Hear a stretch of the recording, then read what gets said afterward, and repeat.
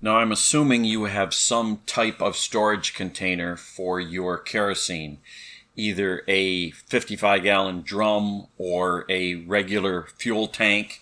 We're assuming you've got that ready to go. Next, you're going to need a fire valve. This is the type of fire valve that I use on my tank.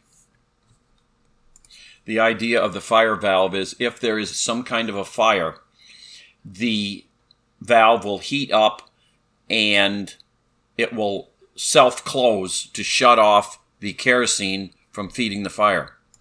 Right next to the fire valve, you should have some kind of a fuel filter. You can either use the standard heating oil general filter, the spin-on that you see here, with the felt filter, or you can go the high dollar route and get one of the water block filters from Goldenrod. And of course, you're going to need some various sizes of pipe to bush up and bush down from the fire valve to the filter and then out to your kerosene line, where you end up with a brass adapter that goes from pipe to flare copper. Once you've got your fuel tank installed, your kerosene tank, and your fire valve on the bottom of the tank, and your filter, you're going to need to cut your copper line. Copper line. My little kit, here's a mini cutter. So there's a little groove between the two rollers right there. You put that in. It's going to take multiple hands here. Put it in and then tighten it down.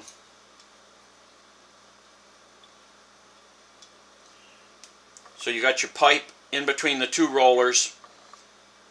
There's your cutter, and it's going to cut the pipe.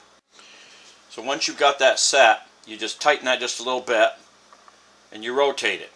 Tighten it again and rotate it. Tighten it again and rotate it. Tighten it again. And just rinse and repeat until the blade slowly cuts through the pipe. You don't want to tighten too much each time.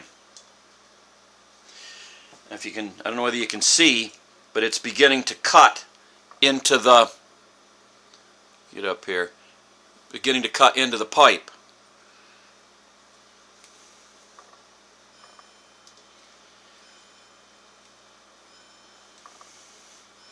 All of a sudden it's going to feel very loose because it's getting near the end.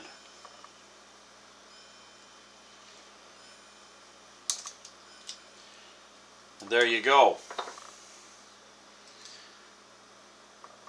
You have to have a perfect cut if you're going to use either a flare or a compression fitting. Now, after you've got your flare fitting made and you've got it attached to the filter, depending on the length that you have to go, you can either buy a small roll or a large roll of the 3/8 soft copper.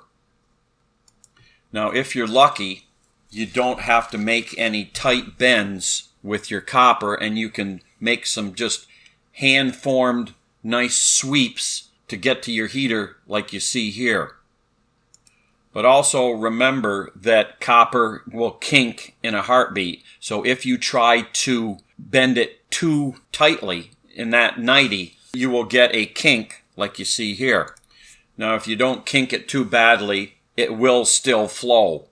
However, if you do kink it bad enough that it restricts the flow, when the heater is on high burn, especially the 73 or the 730s, they require quite a bit more fuel. You may restrict it.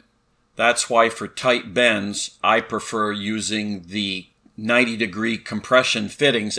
You're going to need, of course, your little cutter and a supply of the 90-degree fittings, a couple crescent wrenches, and some Teflon pipe dope. I use the Real Tough. And you can just continue on using compression fittings until you get to your fire valve on the back of your heater, and then just do a flare and you're good to go. It's not pretty, but the kerosene doesn't care. As long as the fittings don't leak, you can go with that. Next step is to slide the nut on the pipe. Then you put your sealing crush ring, and then this goes on, and tighten it down, and there I've got my elbow. But the secret to making the crush washers work is you put a little of this Teflon sealant. And once you get that, then you're going to put this on. I can do it one-handed.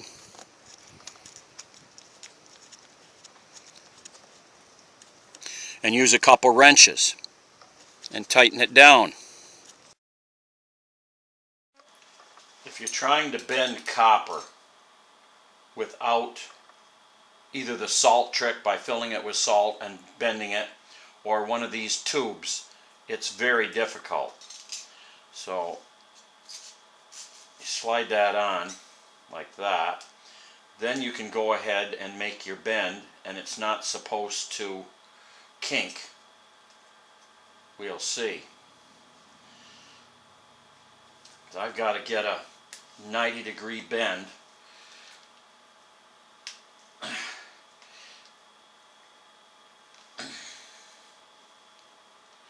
That's pretty much 90 degree. I can go up just a bit more. That's pretty good. So then you just unscrew it off counterclockwise. We'll see what we got.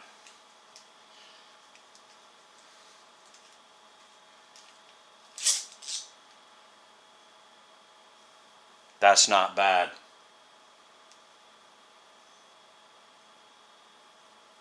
No, that's pretty good.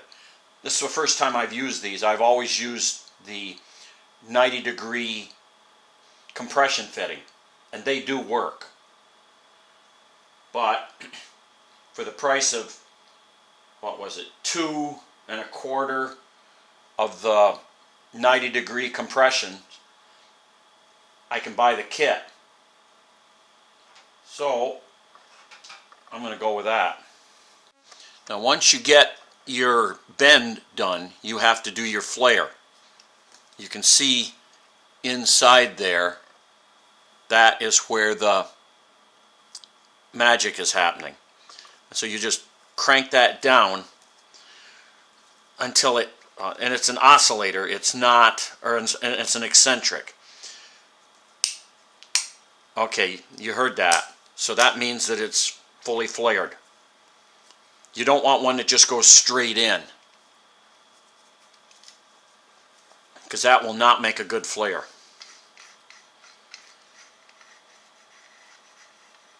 I don't know whether you can see that.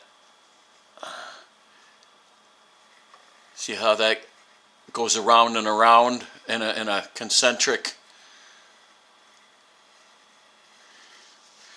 That's the secret for this particular tool. So then that comes off. This opens up. And now you got your flare, and you got your bend. So now with the other end measured and cut, basically I just put that up there like that and took a measurement and then cut it. So now I've got to put this together, go into the 3/8, and what you want is just a little bit of copper above the top, kind of like that. So now this goes on. And the way I do it is I get it lined up so that the eccentric gets into the pipe, if you can see. Then I know that I'm set. I will then tighten this down because there's little dimples for it to go into. Once you get that, then you just get a good hold of it.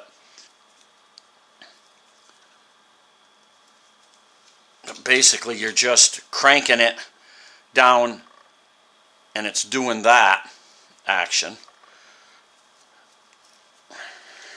until you hear it click.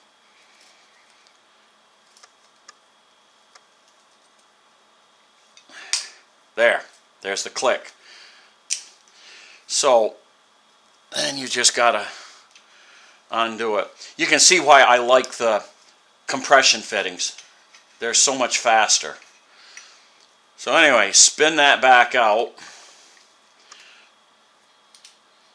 Loosen that up.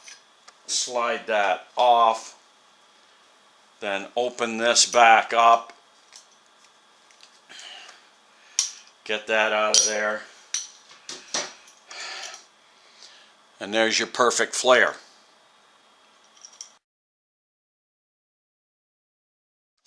Next step is to take your Firomatic fire valve. See how that fits perfect on there?